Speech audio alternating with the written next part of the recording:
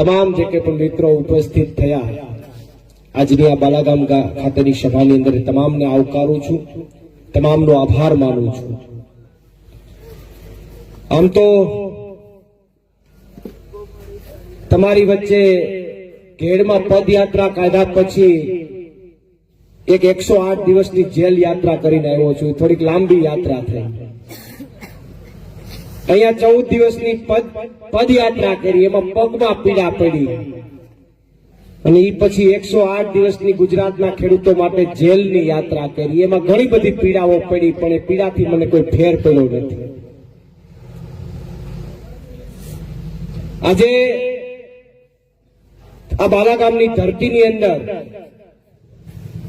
જે ખેડૂતો માટેની યાત્રા તમારી વચ્ચે અહીંયા ઉપસ્થિત થઈ છે, ત્યારે આ યાત્રાની અંદર ખેડૂતોના મસીહા અને ખેડૂતો માટે હરહંમેશ જેમણે અવાજ ઉઠાવ્યો છે, મહામંથનના માધ્યમથી સમગ્ર ગુજરાતના ખેડૂતોનું એક આશાનું કિરણ એવા માનનીય ઈશુદાનભાઈ ગઢવી આપણી વચ્ચે ઉપસ્થિત છે. ત્યારે માનનીય ઈશુદાનભાઈ ગઢવીને તાળીઓના ગડગડાટથી વધાવીએ.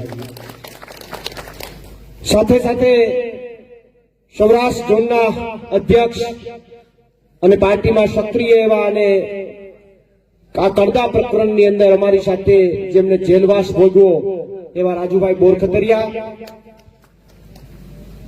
બાજુની વિધાનસભા માળિયાની અંદર જે પૂરી તાકાતથી લડાઈ લડે છે, લોકો માટે અવાજ ઉઠાવે છે, અને એમણે પણ અમારી સાથે ખેડૂતો માટે જેલવાસ ભોગવો છે એવા પિયુષભાઈ પરમારને પણ તાળીઓના ગડગડાટથી વધાવીએ.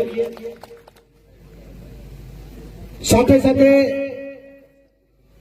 આપણી વચ્ચે આજે કોંગ્રેસમાંથી આમ આદમી પાર્ટીમાં આજે જ જોઈનિંગ કર્યું છે. આજે પહેલો જ દિવસ છે અને પહેલા જ દિવસે આજે સભાની અંદર આપણી વચ્ચે ઉપસ્થિત છે. અને જેમણે આ વિસ્તારની અંદર કેશોદની અંદર 2016, 2015 અને કદાચ એના આગળના વર્ષોથી કેશોદના ખેડૂતો માટે કાયમી અવાજ ઉઠાવ્યો છે, અને ખેડૂત હિતરક્ષક સમિતિના જે પ્રમુખ છે એવા ધીરુભાઈ જાટિયાને પણ આપણે આજે એમને પોતે આ પાર્ટીમાં પ્રવેશ કર્યો છે કોંગ્રેસમાંથી, તો એમનો આપણે આવકારીએ છીએ. એવા જ આ વિધાનસભાના સહપ્રભારી અને જેમણે ખૂબ આ પાર્ટીની અંદર મહેનત કરી છે, ઘણા વર્ષોથી પાર્ટીમાં નિષ્પક્ષ અને ખૂબ સારી રીતે કામ કરી રહ્યા છે એવા બાલાભાઈ કાનગઢને પણ આપણે આવકારીએ છીએ. સાથે સાથે અમારે મેસવાણ સીટમાંથી ચંદુભાઈ હોય કે અન્ય તમામ મહાનુભાવો હોય અને સામે જેટલા પણ છે, આમાં અમારા ઘણા બધા આગેવાન તો સામે બેઠા હોય છે, એની જગ્યા અહીંયા છે પણ એ સામે બેઠા છે. અમે આગળ હેઠા ઉતરશું તો એ ખબર પડશે કે તમે અહીંયા હતા. પણ આ જ મજા છે આમ આદમી પાર્ટીની. ઘણા આગેવાનો એવા હશે જેને અહીં બેહાડવાના હશે, પણ એ હશે છેલ્લે વ્યવસ્થામાં, તો એને બધા તાળીઓના ગડગડાટથી વધાવીએ, કારણ કે એનું મોટું યોગદાન છે સાહેબ. તો મહત્વની ચર્ચા અને મહત્વની વાત, અને એના હવે બધાને તો યાદ કર્યા, પણ એક વ્યક્તિને ખાસ યાદ કરવો પડે કે જેમણે આ સભાની અંદર ખૂબ મહેનત કરી છે, અને ભૂતકાળમાં પણ બાલાગામમાં જ્યારે પણ સભાઓ થઈ, જ્યારે એમણે પોતાના ખંભા ઉપર પૂરેપૂરો વજન લઈને આખો વજન માથે લીધો છે, એવા રમેશ ભેડાને તમામ મિત્રો તાળીઓના ગડગડાટથી વધાવીએ. અમારે મનીષભાઈ છે, એભાભાઈ છે, મેં કીધું ઘણા બધા એવા મિત્રો છે કે સામે બેઠા હશે એટલે આમાં મોટા દેખાય ખબર પડે. ચંદવાડાથી ટીમ આવી છે, બીજા બધા અખોદરથી ટીમ આવી છે, ઘોડાદરથી આવી છે, ઓસાથી આવી છે, તમામ જગ્યાએથી, પાથરોડથી આવ્યા છે,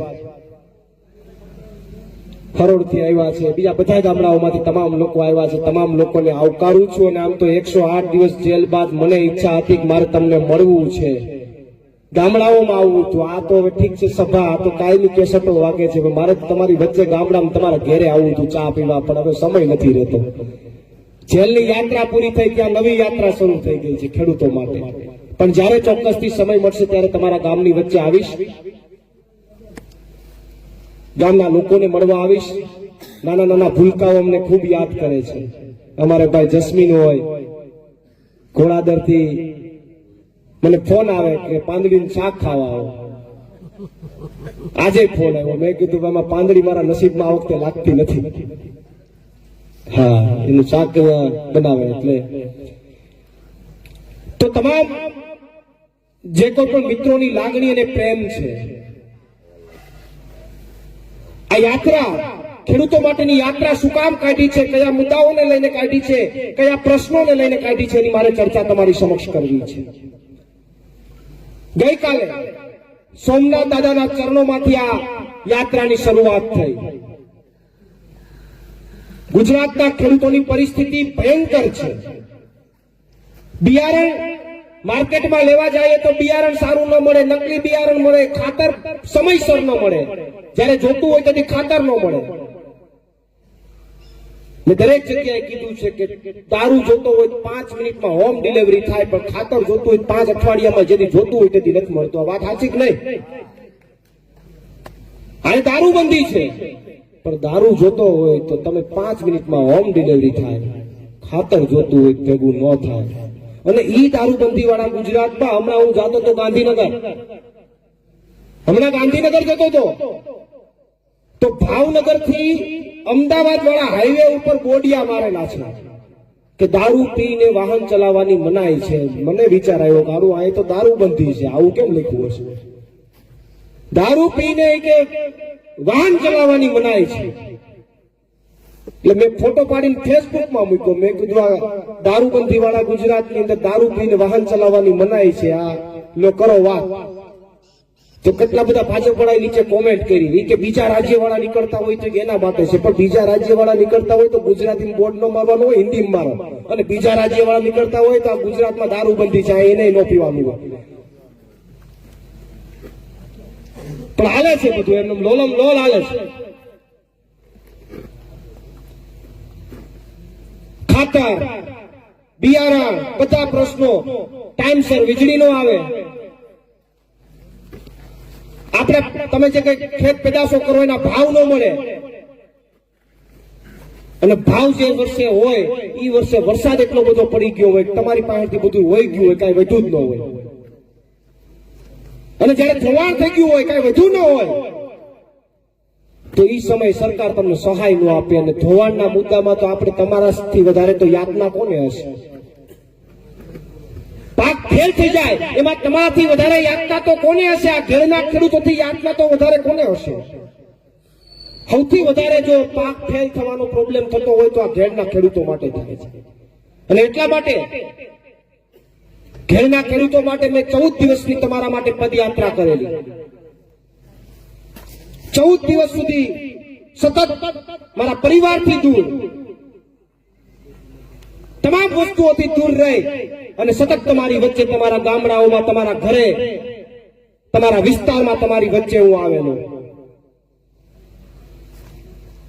અને એ સમયે ભાજપ વાળાએ જાહેરાતો ચાલુ કરી દીધી, થઈ જશે ને આ છે ને તે છે ને, બધી સભાઓમાં ભાજપ વાળા આવે ને પ્રશ્નો પૂછે ને ખૂબ આવ્યું, ચર્ચાઓ થઈ. ખેડની ચર્ચા આખા ગુજરાતમાં થઈ. પણ મારે સરકારને અહીંયાથી કહેવું છે, પ્રવીણ રામ ઘેરનો મુદ્દો ભૂલ્યો નથી. હજુ પણ પ્રવીણ રામ એ મુદ્દો લડવા માટે તૈયાર છે. જ્યાં સુધી એનું નિરાકરણ નહીં આવે ત્યાં સુધી પ્રવીણ રામ આ મુદ્દો મૂકવાનો નથી. હું લડીશ એ મુદ્દા માટે. હજુ પણ મને જેલમાં નાખ્યો, અમસ્તો નથી નાખ્યો.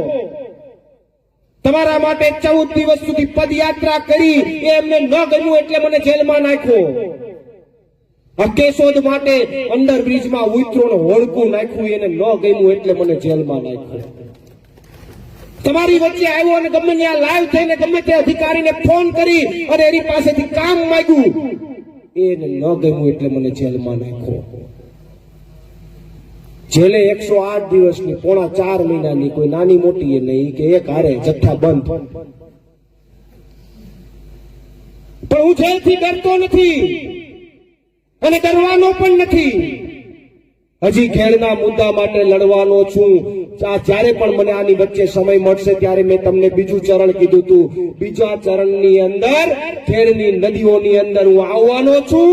હું જ્યાં ખરાબ થયું છે, જ્યાં ખોટું થયું છે, ત્યાં ડંકાની ચોટ ઉપર લાઈવ કરીને ગુજરાતને બતાવવાનો છું કે આ શું કરી રહ્યા છે. એ મુદ્દાને હું મૂકવાનો નથી. ગોકળ ગતિએ કામ ચાલે છે, સમાચાર મળ્યા છે, ક્યાંક માપણી કરવા આવે છે, પૂછડું કરવા આવે છે, આમ ને આમ પાછું ચોમાસું આવી જાય, કાંઈ ભેગું નહીં થાય. અને નદીને ઊંડીને પોળી કરવી હોય તો આમથી ઉપાડો. ત્યારે કહેતો તો, આજે કહું છું, આમથી ન થાય, આમથી ઉપાડો. અને જો મુદ્દાનું નિરાકરણ ન કર્યું તો ભાજપ વાળાને કહું છું, તમને એમ હોય કે અમે કાઢી લેશું મત, તો યાદ રાખજો, આ પ્રવીણ રામના આ ખોડિયામાં જ્યાં સુધી પ્રાણ છે ત્યાં સુધી કદાચ ઘર ઘર સુધી જવું પડે તોય હું જઈશ. આવનારા સમયમાં ઉભા રસ્તે નો ચડાવું તો મને યાદ રાખજો. મુદ્દાનું નિરાકરણ, મારો સ્વભાવ થોડો જિદ્દી છે, જે પકડી લઉં છું, મૂકતો નથી. એ મુદ્દામાં હું આવનારા દિવસોમાં પણ લડીશ, આવનારા દિવસોમાં પણ અવાજ ઉઠાવીશ. અને આ જ રીતે ગોકળ ગતિએ કામ થયું તો 7 વર્ષે પૂરું ન થાય. એટલે કરવું હોય તો સારી રીતે વહેલી રીતે કરો, બાકી પછી લડીએ, બીજું તો શું. હળદર જાતો તો જયારે હું, ત્યારે આ ભાઈ જસ્મીન નો ફોન આવ્યો મને, કે નાનો બાળક છે, મને ફોન આવ્યો, મને કે પ્રવીણભાઈ ઓલું હળદરમાં ખેડૂતોનું થયું છે, ત્યાં જવાના? મેં કીધું હા. મને કે પણ ત્યાં તો મોરે મોરો લાગી ગયો છો. હવે ગયા અમે મોરે મોરો માર્યો, ગયા સીધા 108 દિવસ. પણ મહત્વની વાત, મહત્વની ચર્ચા આ વિસ્તારના મુદ્દાઓ માટે તો ચોક્કસ, પણ એક મુદ્દો લઈને જે અત્યારે યાત્રા લઈને નીકળ્યા છે એની તમને વાત કરું કે અત્યારે ભારત સરકારે અમેરિકાની સરકાર સાથે એક ડીલ કરી છે કે અહીંથી આપણો કોઈ ખેતીનો માલ, આપણા ખેડૂતનો માલ, સારી ક્વોલિટીનો માલ અમેરિકાની અંદર જો આપણે મોકલીએ તો પેલા એમાં 0% ટેક્સ હતો, એમાં 18% ટેક્સ લાગુ કરી દીધો આ લોકોએ. એટલે આપણો માલ ત્યાં વેચાવા જાય તો મોંઘો થઈ જાય, મોંઘો થઈ જાય તમને ફાયદો ન થાય, પણ તમારો માલ જે છે અહીંયા માર્કેટમાં વેચાય નહીં. વેચાય નહીં એટલે કે આપણે સસ્તો અહીંથી મોકલવો પડે. અને બીજું એ લોકોએ એવી ડીલ કરી કે અમેરિકામાંથી ખેડૂતનો માલ અહીંયા ઇન્ડિયામાં આવે તો એમાં 1% ટેક્સ નહીં. એટલે એનો માલ આપણી માર્કેટમાં સરળતાથી વેચાય, તમારો માલ માર્કેટમાં એની સામે ઉભો ન રહી શકે. એટલે તમારે અત્યારે જે ભાવ મળે એના કરતા ઓછા ભાવમાં માલ વેચવો પડે. આ આવનારા દિવસોમાં ગુજરાતમાં અને સમગ્ર ભારતમાં સ્થિતિ થવાની છે. ત્યારે આ મુદ્દાને લઈને અમે ગઈકાલે સોમનાથ દાદાના દર્શન કરીને યાત્રા લઈને નીકળ્યા છે. આજે બીજો દિવસ, બીજા દિવસના અંતે આજે બાલાગામની ધરતીની અંદર દાસારામ બાપુની પાવન ભૂમિ ઉપર આવ્યા છીએ. 8મી તારીખે આ યાત્રા ગાંધીનગર પહોંચશે અને ગાંધીનગર ગુજરાતના ખેડૂતો માટેની એક મહાસભાનું આયોજન થશે, જેમાં માનનીય અરવિંદ કેજરીવાલજી પણ ઉપસ્થિત રહેશે. તો આપ સૌના પ્રશ્નોને ઉજાગર કરતા અમે જઈશું. તમારા ઘેરના પ્રશ્નોને પણ ગાંધીનગર લેવલે ઉપાડીશું. તમારા અહીંના લોકલ મુદ્દાઓ માટે પણ ત્યાં ચર્ચા કરીશું.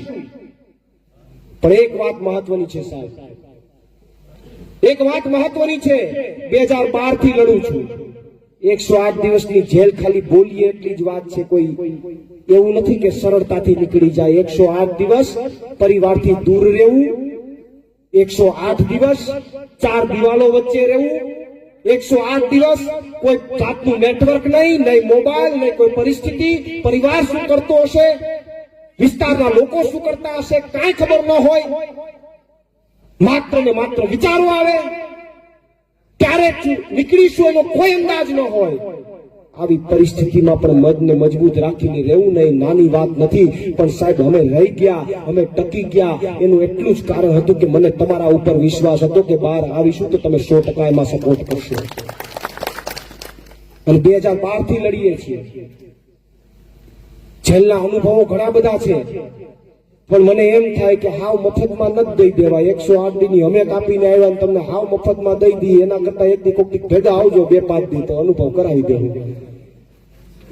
જેલના અનુભવો ખૂબ સારા છે, એમાંથી શીખવા જેવું ઘણું છે. ઘણા એમ કે છે પ્રવીણભાઈ બહાર આવ્યા થોડા ફિટ થઈ ગયા. મેં કીધું 108 દી જેલની દાળ જ ખાધી છે. શીખવા જેવું ઘણું છે.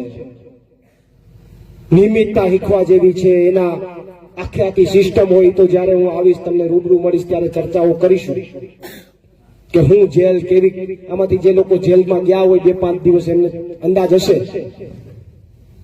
પણ મહત્વની વાત એ છે તમારી પાસે અપેક્ષા અને આશા એટલી જ છે, તમારા દીકરા તરીકે તમારા ભાઈ તરીકે એટલી જ મારી અપેક્ષા છે કે લડીએ છે તમારા માટે.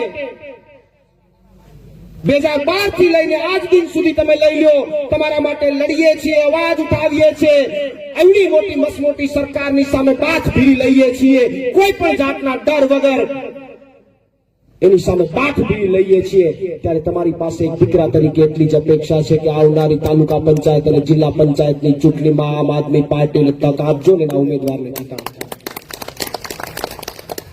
બાકી તેથી તમને કદાચ બીજું કઈ દેખાય તો તમારા માટે જે લડવા વાળા લોકો હશે એનું મોરલ તૂટશે. જીતાડશો તો કઈ અમે એમાંથી અમને પેટ્રોલ ડીઝલ નહીં મળી જાય, એમને કઈ બીજું ફાયદો નહીં થઈ જાય, પણ જીતાડશો ને તો અમારા ઉત્સાહમાં વધારો થશે કે નહીં, લોકો અમારા સમર્થનમાં ઊભા છે, અને જીતાડશો તો અમને એમ થશે કે હવે વધારે તાકાતથી લડવું છે. અને આમાં તો તમારે તો બે બાજુ લાડવા છે. જે જીતે છે એને જીતાડા કરશો તો એને એમ થાય કે હારું હાલો આ પબ્લિક તો મત આપે જ છે, આપણે કઈ કરવાનું થતું નથી, મોજે મોજ જ છે, જલસા કરો, રૂપિયા ખાઓ, ઘર ભરો, અને તમે જે કામ કરતા હોય કરો, એમાં ફાયદો નથી, નુકસાન છે. પણ જો જે સીટો જીતે છે ભાજપ વાળા, એની સીટો કપાય અને આમ આદમી પાર્ટીની સીટો આવે તો ભાજપને ડર લાગે કે હારું આમાં ભેગું હવે કંઈક કરવું પડશે, ખેડૂતો માટે, આ ઘેરના ખેડૂતો માટે કંઈક કરવું પડશે, નહીં કરીએ તો ભેગું નહીં થાય આવનારી વિધાનસભામાં. તો એને ચિંતા થાય તો કંઈક તમારા માટે સારું થાય, અને તમે આમ આદમી પાર્ટીને જીતાડશો તો અમને પોરો લાગશે કે વાહ ભાઈ તમે સમર્થન આપ્યું છે, તો અમે જેટલા દોડતા હશે એના કરતા 2 દી વધારે દોડશું. તો તમારે બે બાજુ લાડવા છે. ઓલી એક બાજુ જવું હોય મને કઈ વાંધો નથી, તો દર વખતે પાણીનો સામનો કરજો, ને ધોવાણ થાય મોત કરજો, સબસબ્યા કરજો, જય માતાજી. બે બાજુ લાડવા લેવા હોય તો આ વખતે મેં તમને જે કીધું એ દિશાની અંદર બધા પ્રયત્ન કરજો. વિશેષ ચર્ચા નથી કરતો, આપણે ઈશુદાનભાઈને સાંભળવા છે, પણ એક વાત આપણે ચોક્કસ કહીને જાઉં છું કે આ યાત્રાની અંદર 108 દિવસની યાત્રા બાદ હું આ યાત્રાના માધ્યમથી ગુજરાતના ખેડૂતોની વચ્ચે જઈ રહ્યો છું, એનો મને આનંદ છે. આખા ગુજરાતના ખેડૂતોની વચ્ચે જઈશ, અને આજે હું તમારી વચ્ચે પણ આવ્યો છું. 108 દિવસ દરમિયાન તમે બધાએ પરિવારની જેમ મને પ્રેમ આપ્યો છે, મારી ચિંતા કરી છે, પૂછ્યું છે કે ક્યારે છૂટશે, તમને ચિંતા હતી, એ બદલ પણ હું તમારો બધાનો આભાર માનું છું.